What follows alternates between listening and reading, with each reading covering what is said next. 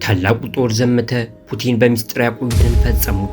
ዩክሬን የምትመካበትን ስትራቴጂክ ቦታ ተነጠቀች። የሩሲያ ጦር ጥቃት አሁንም ዓለምን እያስደመመ ቀጥሏል። ጀብደኛው ፑቲን ከዚህ ቀደም የተናገሩትን ወቅት ጠብቀው ፈጸሙት። ጀግና ምንጊዜም ወቅትና ቦታ አይቶ ነው የሚፋለመው። አንዳንድ የጊዜ እንጂ የሰው ጀግና የለም የሚለው አባባል በጀግኖች ቀመር ላይ ላይሰራ ይችላል። ጀግና ዘመኑን የዋጀ ዝግጅት ያደርጋል። ያደረገውን ዝግጅትም ከተፋላሚዎች አንጻር እያስተያየም የበለጠ እየጠነከረ ጉዞውን ይቀጥላል። መቼና የት ቦታ ላይ አቅሙን መጠቀም እንዳለበት የጊዜ ቀመር ያበጃል። ጊዜው ሲደርስ ሁሉንም ኃይሉን ተጠቅሞ በተፋላሚው ላይ ድል ይቀናጃል። ፑቲን በድል ጎዳና ላይ እያዘገሙ ያሉት በዚህ ስሌት ነው። የማደራደር ድካሜን ወዳጄ ፑቲን ውሃ ቸለሰበት ብለው የተበሳጩት የአሜሪካው ፕሬዝዳንት ዶናልድ ትራምፕ ዓለም የሚያወራው ነገር ግራ አጋብቷቸዋል። አውቀዋለሁ የሚሉት ፑቲን እንዳላወቁት አድርጓቸዋል። እናንተ ሰዎች ምን እያወራችሁ ነው? ፑቲን እኮ እስካሁን ዋናውን ጦር አላሰማራም። ለኮሜዲው ዘለንስኪ ጥቂት ጦር ነው የሚበቃው። እንደዚህም ነው እያደረገ ያለው አይነት ትንተና ውስጥ ገብቷል። በእርግጥ ትራምፕ እውነት ሊኖራቸው ይችላል። ሆኖም የፑቲን ያውኑ ይለያል። እንደዚህ አምርረው በተከታታይ የበቀል እርምጃ የወሰዱበት ጊዜ የለም። ያደርጉት የነበረው ከመጠነኛ ጥቃት ጋር ማስጠንቀቂያ ነበረም። ገና ጦርነቱ በጀመረ ሰሞን እንዲህ ተናግረው ነበረም። አንድ ነገር ልብ በሉ፣ ዓለማችን ያለ ሩሲያ ፈጽሞ ልትኖር አትችልም። እኔ ደግሞ ሩሲያ የሌለችበት ዓለም አይመስጠኝም ብለው ነበረ። ይህን የተናገሩት አሜሪካ መራሹ ምዕራቡ ዓለም ተረባርበው በዳቦ ፍርድ የማቀማት ሲጥልባቸው ነበርም። በእርግጥ ዓለም ያለ ሩሲያ መኖር እንደማትችል ሊያጠፏት የተነሱ ኃይሎች የሚገነዘቡበት ጊዜው አሁን ይመስላል። የዩክሬን እጅ ባፍን ያስጫነ ጥቃት በሩሲያ ላይ መሰንዘሯ ምነው በቀረብኝ የሚያሰኝ አጸፋ እርምጃ ነው እየተወሰደባት ያለው። መረጃዎች እንደሚያሳዩት ዩክሬን የምትመካበትን ስትራቴጂክ ቦታ በሩሲያ ጦር ተነጥቃለች። ዩክሬን ግን ይህንን ታስተባብላለች። የሩሲያ መረጃ ምንጮች አይታመኑም እያለች ነው። ዩክሬንን ትበል እንጂ የሩሲያ ጦር ለወራት የተፋለመባትን ስትራቴጂክ ቦታ በእጁ አስገብቷል። የሩሲያ 9ኛው ታንክ ክፍለ ጦር ንዑስ ክፍል ፕሮፔትሮቭስክ ድንበር ላይ የደረሰው ከትናንት ወዲያ ነበረም። ክፍለ ጦሩ እዚህች ስትራቴጂክ ቦታ ላይ መድረሱን ተከትሎ የሩሲያ መከላከያ ሚኒስቴር የድል መግለጫ አውጥቷል። መግለጫው ፕሮፔትሮቭስክ አብዛኛውን ግዛቷ በሩሲያ ጦር መዳፍ ውስጥ ገብቷል የሚል ነው። የሩሲያ ታንኮች እያጉረመረሙ ድንበሩን ጥሰው መግባታቸው ተረጋግጧል። ይህንንም ሩሲያ በድል አድራጊነት ለመጀመሪያ ጊዜ ዓለም ይወቀው ስትል በአደባባይ አውጃለች። በእርግጥ የሩሲያ ጦር ወደዚህ ማዕከላዊ ስፍራ በድል ሰብሮ ሲገባ የመጀመሪያው ነው ስለተባለም ከፕሮፓጋንዳ ተጽዕኖ አንጻር የድል ዜናው ለሩሲያ ጠቃሚ ሆኗል። ሩሲያ ለወራት የተዋደቀችበትን ይህንን ግዛት በመያዝ ከባድ ጥቃትን የፈጸመችው የዩክሬን ሰራዊት በየቦታው ተወጥሮ ሊበጠስ ጫፍ ደርሷል።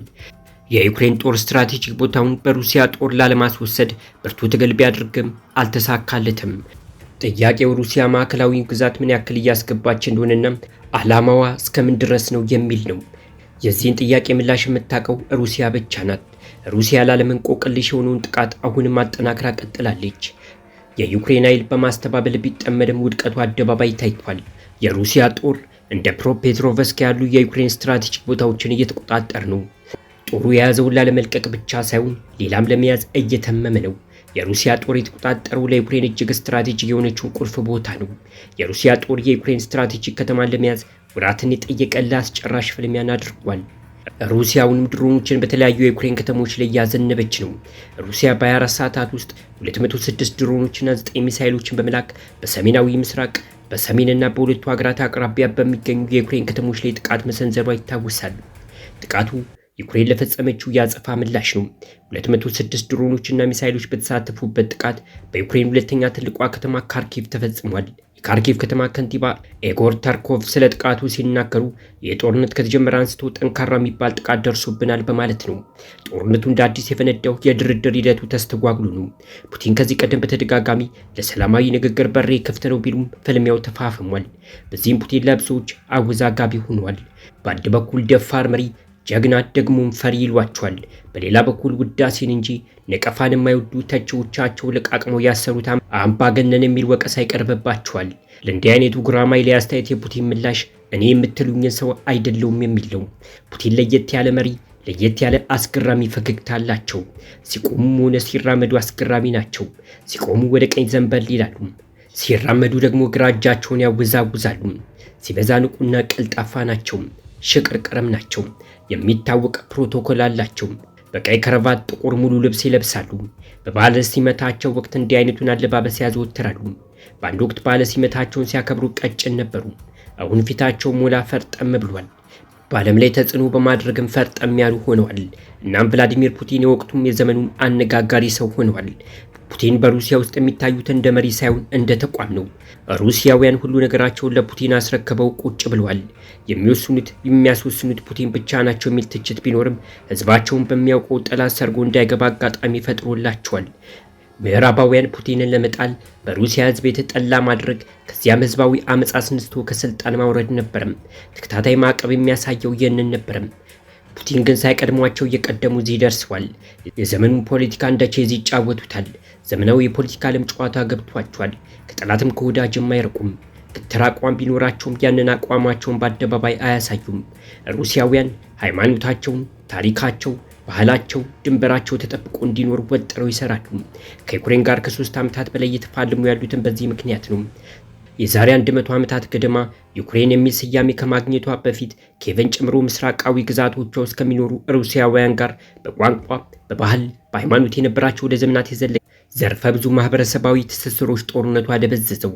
ሩሲያ ጥንታዊ ታሪክ ካላቸው የዓለም ሀገራት ተርታ ትመደባለች።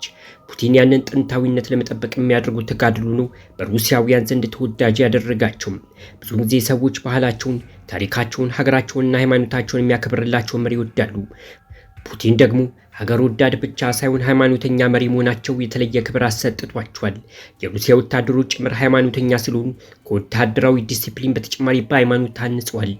የሆነ ሆኖ የሩሲያ ዩክሬን ጦርነት የውክልና ጭምር ስለሆነም በአንደኛው አሸናፊነት የመጠናቀቅ ዕድሉ ከመርፌ ቀዳዳ የጠበበ ነው። አማራጩ ድርድር ነው ቢባልም እሱም ተስተጓጉሎ አስፈሪው ጦርነት በይፋ ተጀምሯል።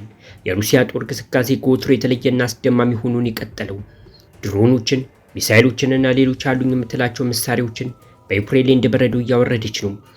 ፕሬዝዳንት ፑቲን በአሁኑ አጸፋ እርምጃ በሚስጥር ይዘው ያቆዩትን ጦር እንዳዘመቱት ነው መረጃዎች የሚያመለክቱት። ፑቲን እዚህ ውሳኔ ላይ የደረሱት ባልጠበቁትና ይሆናል ብለው ባልገመቱት ሁኔታ በዩክሬን ጥቃት መሰንዘሩን ተከትሎ ነው። ዩክሬን በአሜሪካ ድጋፍ ሩሲያ ላይ ጥቃት ፈጽማለች። ዩክሬን በሩሲያ ላይ የምትፈጽመው ጥቃት በአንጻራዊ የተሻለ የነበረው በጆ ባይደን አስተዳደር ነበረ። ዶናልድ ትራምፕ ተመልሰው ወደ ስልጣን ከመጡ በኋላ ዩክሬንም ዘለንስኪም ተዋርደዋል። ትራምፕ በግልጽ ቋንቋ እኔ እንደ ጆ ባይደን አይደለውም ሲሉ ለዘለንስኪ መርዶ ነግረውት ነበረም። በኋላም ዓለም በቀጥታ በሚከታተሉ ቴሌቪዥን ላይ አዋርደው ስብሰባ ረግጦ እስከሚወጣ ድረስ አበሳጭተውትም ነበረም። በወቅቱ የትራምፕና የፑቲን ፍቅር ወደ ተግባር ባይቀየርም የብዙዎች ትኩረትን የሳበ እንደነበር ይታወሳል። ትራምፕ በስልጣን ዘመናቸው ጦርነቱን ሊያስቆሙት እንደሚችሉ ተናግረው እንደነበረም አይዘነጋም። በሂደት የታየው ግን ተቃራኒው ነው። ትራምፕ በአንድ ወቅት የተከበረ ያሉት ፑቲንን እብድ ብለው እስከ መሳደብ የደረሱበት ሁኔታ ተፈጥሯል። በዚያው ልክ ለትራምፕ ቀይ መስመር ያለፈ ከባድ ክስ የፑቲን መንግስት ምላሽ የሰው ስሜታዊ ሆኗል። ተረጋጋ ብሉ ገና ምን አይቶ ነው እንዲህ የሆነው አይነት ምላሽም ሰጥተው ነበረም። አበቃን። መልካም ጊዜን ተመኘን።